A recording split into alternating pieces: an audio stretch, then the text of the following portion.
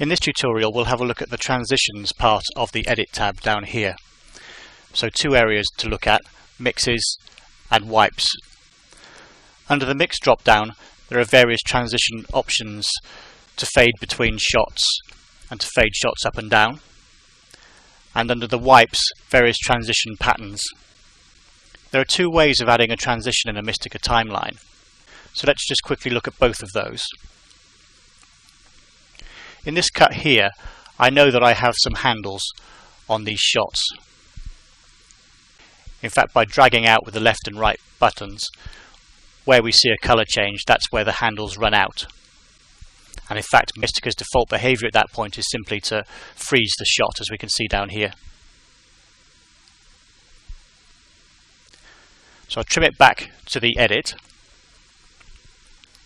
And the simplest way of affecting a crossfade is to select both clips, go to mix and fade up.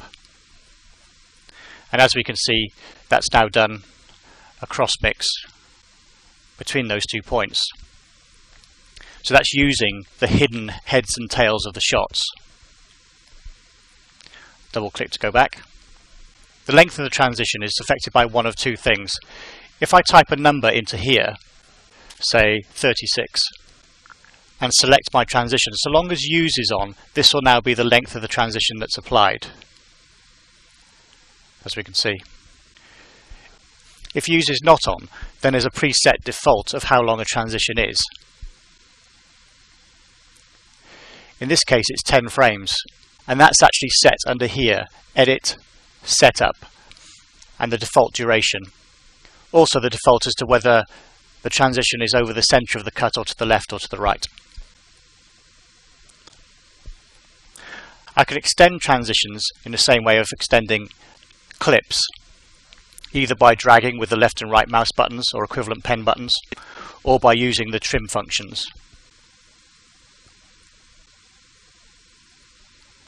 If I've made my transition so long that it runs beyond the available heads and tails of the shot, then Mistika will freeze the shot on its last frame to make up enough time. For example, we can see here that she freezes before we go through the dissolve.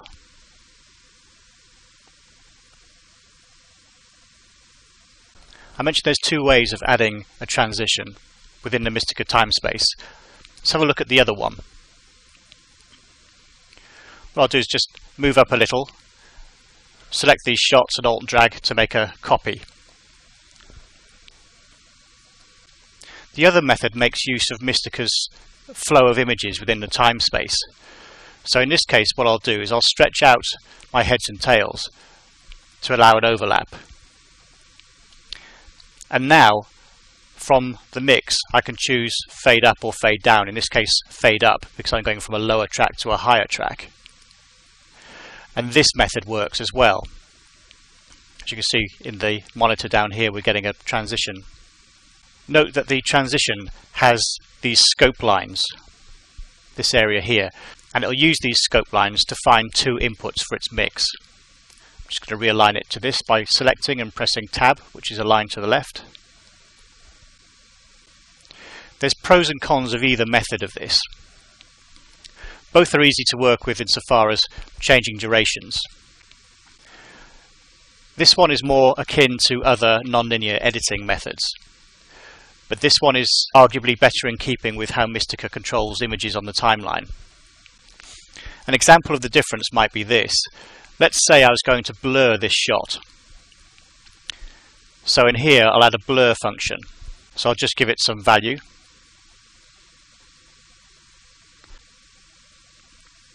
So we can now see the shop front is blurred as we've gone into it. The same process on this stack would be simply, if I copy this, place it on here. So that would give us the same process. Where there's a small difference is here. If we're thinking about animation inside these blurs, we can see that the first frame of this blur actually coincides with the middle of the dissolve. In fact, this shot continues backwards through this dissolve. and Mistika by default would take the parameters of this blur and apply it to the shot all the way back. But to a certain extent it's invisible to us, because the timeline isn't showing us that there's a blur here, when in fact there would be. On the other hand, this method, obviously the first frame of our blur coincides with the first frame of this shot, which in turn coincides with the first frame of the transition. So visually this is a clearer view of what's actually taking place. It's not to say that this one doesn't work. We could even animate in this area here, because if we went into our blur parameters, which if you're on a dual GUI, double click and it'll be on your right hand side, then of course by default we can't put a keyframe before 0, which would appear to stop us putting a keyframe in this area. But actually if we go to setup, remove the X limit, we can certainly put keyframes in that area. It's just a little less visual than doing it this way. Let's just clear this down a little bit.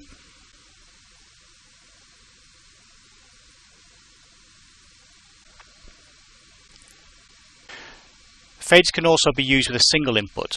If they don't find a second input, they simply act as a fade to black. These fades are always complete fades from 0 to 100% and in a linear fashion, even if you were to cut one halfway through. As you can see, the transition still runs from start to finish.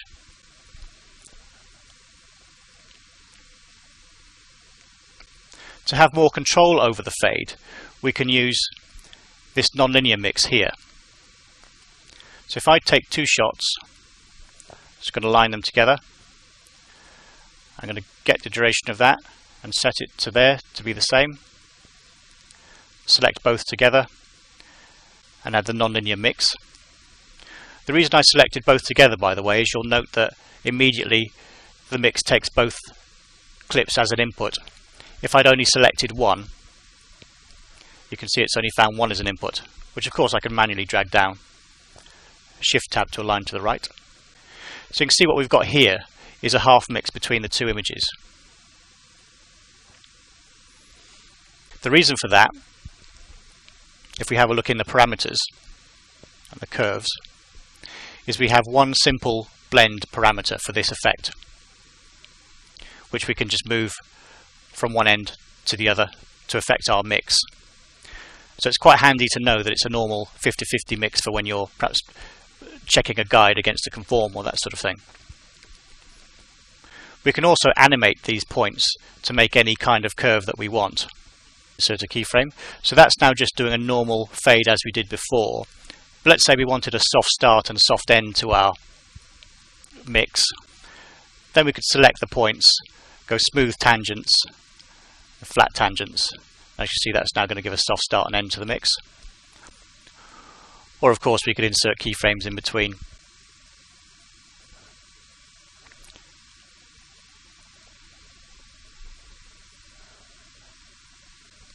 As with the normal fades, a nonlinear mix, if it's given one input, will simply fade to black. So it's quite a handy thing for just darkening something down if you need to.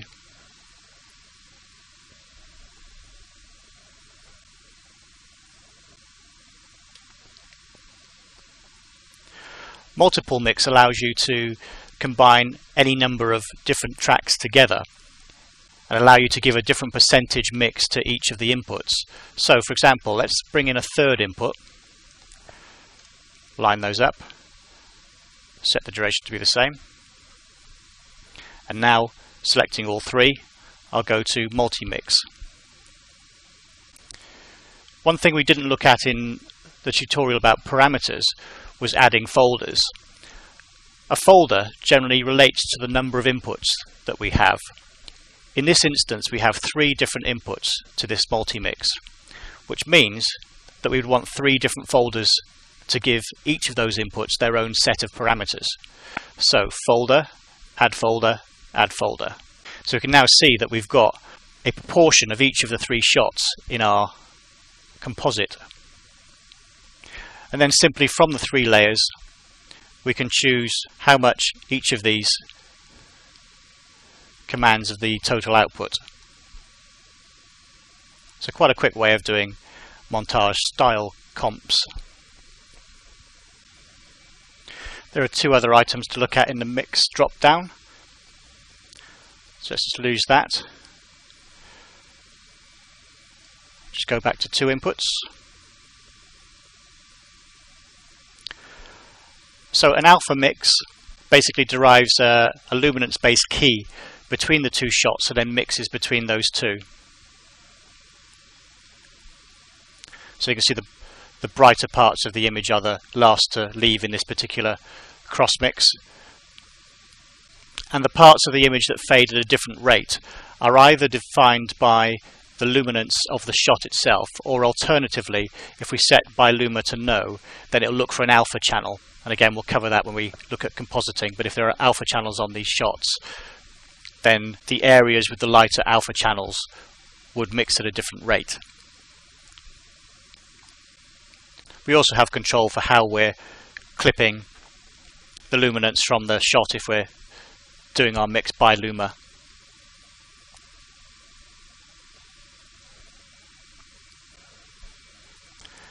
And finally, we have a page turn effect, which is pretty straightforward to play around with.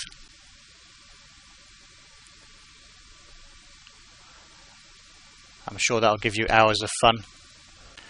Let's move on to looking at wipes. Similar to mixes, wipes can be applied in either way. This method, for example.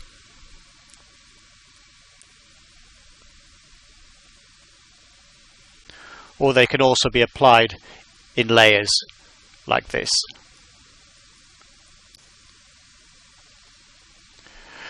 As you can see, by default, a wipe transition has animation in it to naturally transition from one shot to the next. So let's have a look at the parameters that we have. Many of the wipes have similar sets of parameters. Most of them don't have manipulators on here. The circle wipe does, but most of the others don't. So we change our parameters down here by dragging these numbers. Angle, as you'd expect, is the angle of the wipe, or the softness of the wipe. I'll come on to strip and phase later. Grade is the position of the wipe, and so it's the thing that by default has some animation in it, as we can see here. If I were to delete this, it would go to a default level, in this case 50% point, and so I can position this wherever I wanted it to go.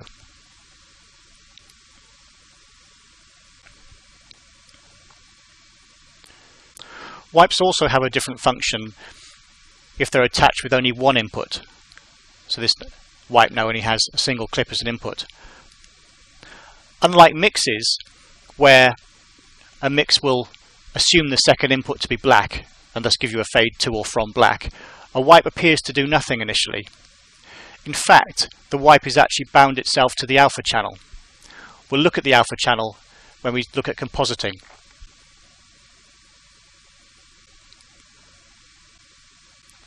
Let's quickly look at those strip and phase parameters. So I'll choose a more appropriate wipe to look at that. Say this one, for example, vertical bars. So as is normal, we have the grade is already, as we can see, animating to give us the transition. So I'm just going to delete that so it's a fixed width.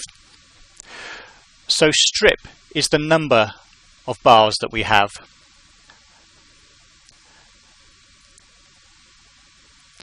Whereas phase is an offset for the waveform, if you like, of the bars. So it just offsets them. So notice that's different to grade, which is effectively their thickness in this particular wipe, in order to affect the transition from one to the other.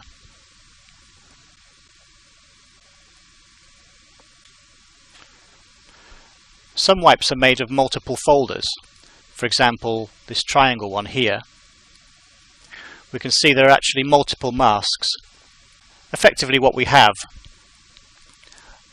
are a set of vertical wipes, each rotated through an angle and then acting against each other. And in fact, you can add folders within a wipe, and a complex wipe shape can be built by the union of all the positions of the wipes. So for example, on here, if I go folder, add a folder, we can now see I've added another mask. I can hide the other ones just so I can see just the one I'm looking at. And now we can see that we've added another angle onto the triangle.